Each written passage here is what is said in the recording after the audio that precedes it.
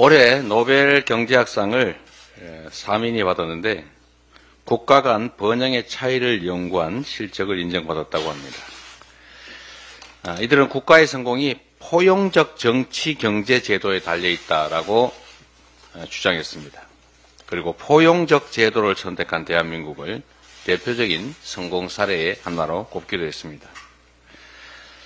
그런데 과연 현 윤석열 정부 정책이 이에 부합하느냐라고 한번 비교해 보면 그렇지 못한 것 같습니다.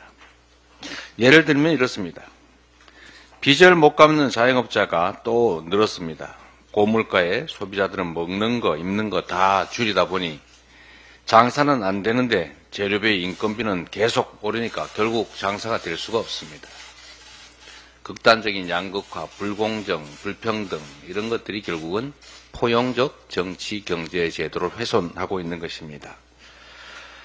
수장자들은 또 제도 구축은 오래 걸려도 무너지는 것은 한순간이라고 얘기했다고 합니다. 딱 대한민국 경제 시스템을 놓고 하는 얘기 아닌가 싶습니다. 민주당이 그간 제안하고 또 일부 시행했던 소비 쿠폰 이런 정책은 단순한 퍼주기가 아닙니다. 경제를 살리기 위한 대표적인 포용적 제도이고 또 성장을 위한 마중물이라는 사실을 세계적 석학들이 증명하고 있습니다. 벼랑 끝에 몰린 자영업자와 서민들을 살릴 수 있는 대책을 정부가 신속하게 마련해 주시기 바랍니다. 우리 민주당도 적극 협조하겠습니다. 정책은 저작권이 없습니다. 누가 한들 무슨 상관이 있습니까?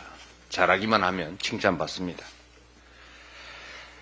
오늘 윤석열 대통령과 한동훈 국민의힘 대표의 독대인지 면담인지 잘 구별이 안 가는 회동이 있다고 합니다. 독대면 어떻고 면담이면 어떻습니까? 만나는 게 중요하죠. 지금 국민과 나라의 삶 전체가 백척간두입니다. 오늘 두 분이 만나시는데 변명, 요식행위로 끝내지 마시고 전향적이고 긍정적 결과를 만들어내시기를 바랍니다.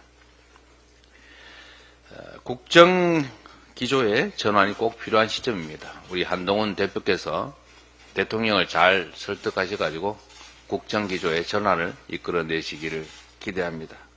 그리고 정치를 다시 살리는 좋은 계기가 되기를 바랍니다. 한동훈 대표님 면담 잘 하시고 좋은 성과 내시고 또 기회가 되시면 우리 야당 대표와도 한번 만나시기를 기대합니다.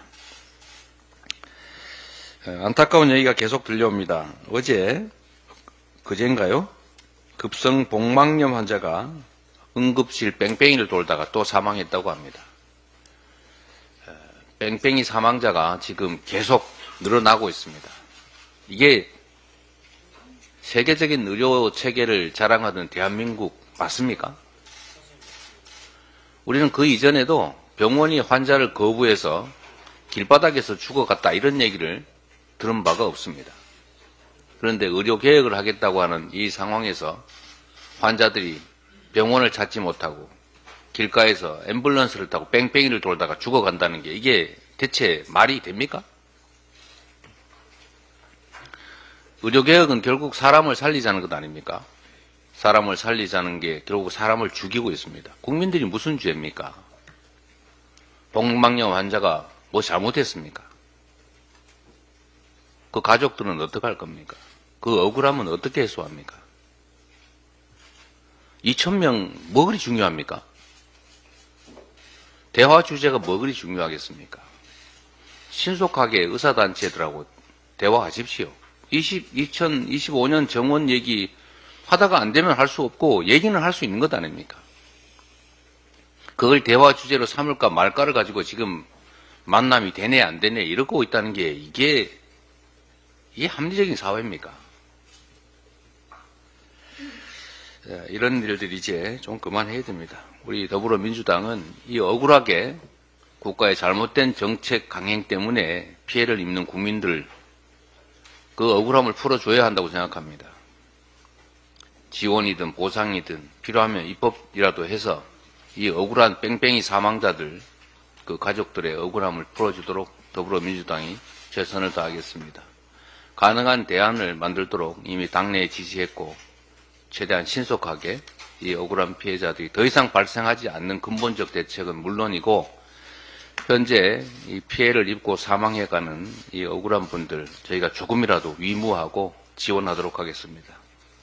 회의를 마치겠습니다.